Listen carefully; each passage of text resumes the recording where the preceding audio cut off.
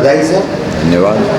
आप क्षेत्र के विधायक चुने गए हैं, आने वाले 5 वर्षों में किस तरीके का विकास आप क्षेत्र में करना चाहते हैं सर? देखिए, 15 वर्षों से इस भाग में, इस एरिया में काम करते हुए मुझे यहाँ की सभी समस्याओं की मालूमात है। और सबसे बड़ी समस्या यहाँ की ये है कि यहाँ के जो युवा है उनको बेरोज़गारी का एक बहुत बड़ा प्रॉब्लम है। हमारा जो मतदार संघ है वो तीनों तरफ से दबा हुआ है।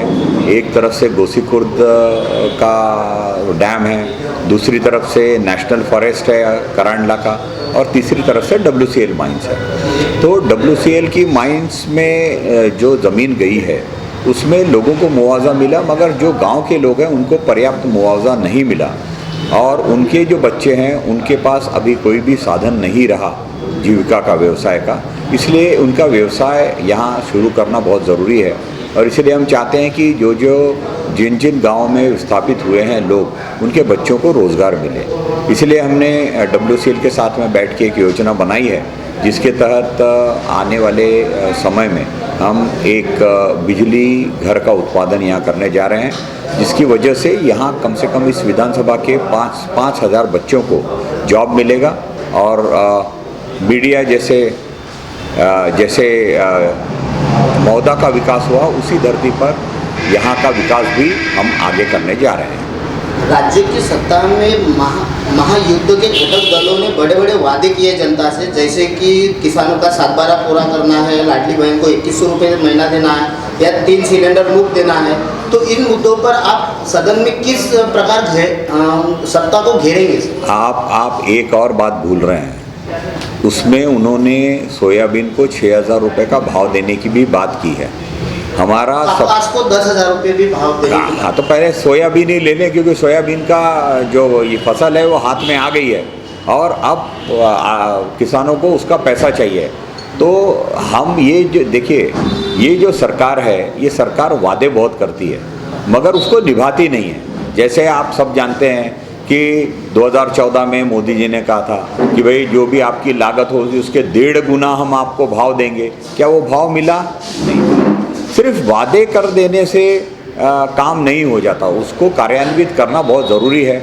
इसीलिए आने वाले दिनों में जो वायदे उन्होंने किए हैं उन सब का आईना दिखाकर हम उनसे प्रश्न पूछने वाले हैं। और अगर उन्होंने वो वायदे पूरे नहीं किए तो हम जन आंदोलन करके उनके खिलाफ हम मोर्चा खोलेंगे।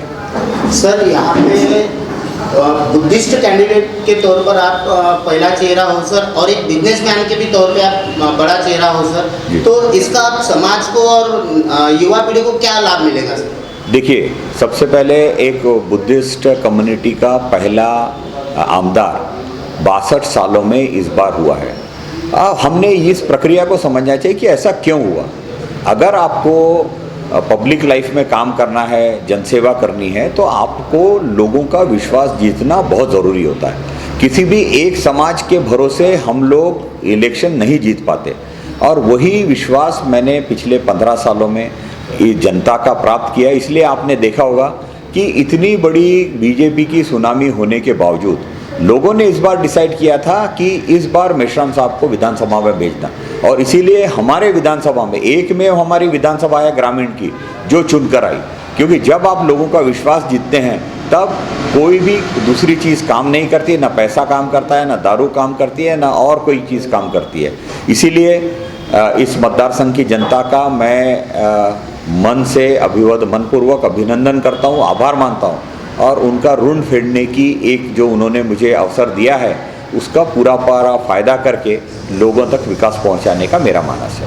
सर, महाराष्ट्र के कई जिलों में शाम को 5:30 से 11 बजे तक का वोटिंग हुआ सर, और 74 लाख वोटिंग ज़्यादा हुआ सर। तो इस पर आपका क्या कहना है? देखिए, बहुत दिनों से हम जनता के मन में ये प्रश्न बहुत दिनों से आ रहा है कि EVM के माध्यम से जो चुनाव होता है उसमें धांधली हो सकती है। और इसीलिए हर समय हमने ये प्रश्न सुप्रीम कोर्ट तक लाने की कोशिश की, मगर उसमें हम सफल नहीं हो पाए। और आज आप अगर देखें तो लोकसभा में जो महाराष्ट्र का रिजल्ट है उसके पूर्णतः अपोजिट रिजल्ट आज महाराष्ट्र में मिला है। तो इससे ये सिद्ध होता है कि कहीं ना कहीं धांधली हुई है। अब ये धांधली कैसे हुई है, ये अगर हम कोर्ट के पास जाएं तो 5 साल गुजर जाते हैं। इसीलिए कांग्रेस पार्टी ने एक निर्णय लिया है कि हम चुनाव, लोकतंत्र को बचाने के लिए जो चुनाव है वो बैलेट के माध्यम से हो, ताकि जो हमारा लोकतंत्र है उसको हम बचा सके और लोगों की जो इच्छा है उसको हम लोग गवर्नमेंट में परिवर्तित कर सकें। सर, आप कांग्रेस के महाराष्ट्र सचिव है सर जी। तो जो कैंडिडेट हार चुके हैं उनका मनोबल ना टूटे, इसके लिए आप क्या आह्वान करेंगे? देखिए, मनोबल, इतने बड़े हार के बाद मनोबल टूटना है स्वाभाविक बात है। बट मैं आपको बताना चाहता हूं कि कांग्रेस के जो लोग हैं इन्होंने ऐसे कई हार देखी है और कई बार हम वहाँ से, क्योंकि पहले लोग कहते थे भाई कांग्रेस को हम ख़त्म कर देंगे, कांग्रेस आज ख़त्म नहीं हुई, कांग्रेस वहीं है जहाँ थी। तो ये दर्शाता है कि हमारे जो कार्यकर्ता है, हमारे जो पदाधिकारी है, उनमें हार जाने से वो टूट नहीं जाते, वो फिर दोबारा खड़े होते हैं और फिर, क्योंकि कांग्रेस की विचारधारा में उनको शक्ति मिलती है और इसी शक्ति के आधार पर वो फिर से खड़े होंगे और फिर से संगठन बांधकर हम जनता तक फिर जाएंगे, ये हमारा मानस है। सर, आपके तरफ से कांग्रेस उमरेड के कांग्रेस पदाधिकारियों को जनता की क्या सेवा करना है, ये बता दीजिए। देखिए, मैं सबसे पहले एक बात आपके सामने क्लियर करना चाहूँगा। उमरेड विधानसभा में पूरी कांग्रेस एकजुट होकर लड़ी। यहाँ कहीं भी किसी ने भी किंतु परंतु का विषय नहीं रखा। एक एक कार्यकर्ता, मैं संजय मेश्राम हूँ, ऐसा करके लड़ा और उसी का श्रेय ये है कि आज हमको इतनी बड़ी जीत हम हासिल कर पाए। इसीलिए मैं सिर्फ एक ही कहना चाहूँगा कि किसी भी, मैं संजय मेश्राम आमदार बना है इसीलिए हम उनके कार्य करते हैं, ये मत सोचिए।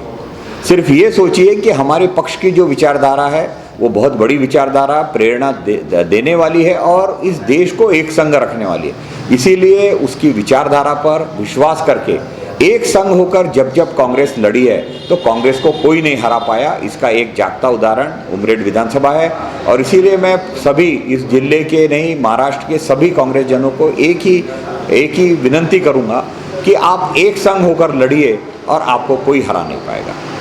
धन्यवाद।